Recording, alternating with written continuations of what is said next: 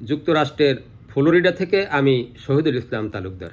দর্শক, একজন রাজনৈতিক ব্যক্তিত্বকে আমি তখনই ক্ষমতার মসনদে বসাতে চাইব যখন আমি দেখব তিনি যা বলেন এবং যা করার অঙ্গীকার করেন তা আমার চাওয়া পাওয়ার সাথে সম্পর্কযুক্ত।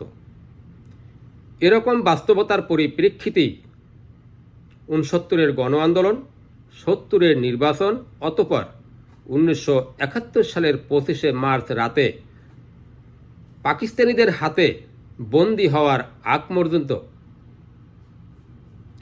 পূর্ব পাকিস্তানের ঢাকা থেকে শুরু করে অলিগলি পর্যন্ত সর্বত্র প্রায় মজিবীয় হয়ে গিয়েছিল। ঠিক তেমনি প্রথমে নিজ কাঁধে দায়িত্ব নিয়ে বাংলাদেশের স্বাধীনতা ঘোষণা করা, পরবর্তীতে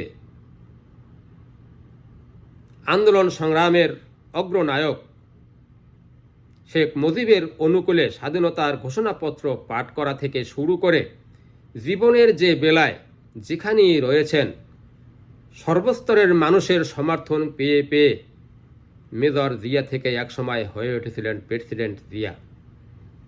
দর্শক, কথা বলবো তারেক রহমানকে নিয়ে। তার পূর্বে এই জনপদের 3 জন প্রথিতযশা রাজনীতিবিদদের নিয়ে একটু কথা বলবো। শেরেবাংলা একে ফজলুল হক, হোসেন শহীদ সোহরাওয়ার্দী এবং মাওলানা ভাসানী।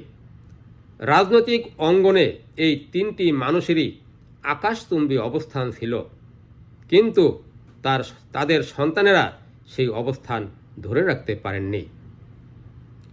জনাব তারেক রহমানকে এই বিষয়টি নিয়ে অধ্যয়ন করতে হবে। বাংলাদেশের রাজনীতিতে এখন এক দুর্বিষহ অবস্থা বিরাজ করছে।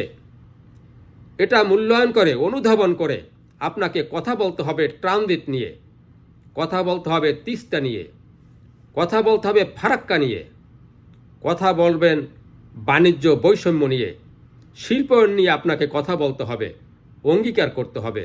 মানুষ আপনার সেই কথা শুনবে, আপনার সেই অঙ্গীকারকে মূল্যায়ন করবে, তারপর মিলাবে আপনার প্রতি কতখানি আস্থাশীল হওয়া যায়।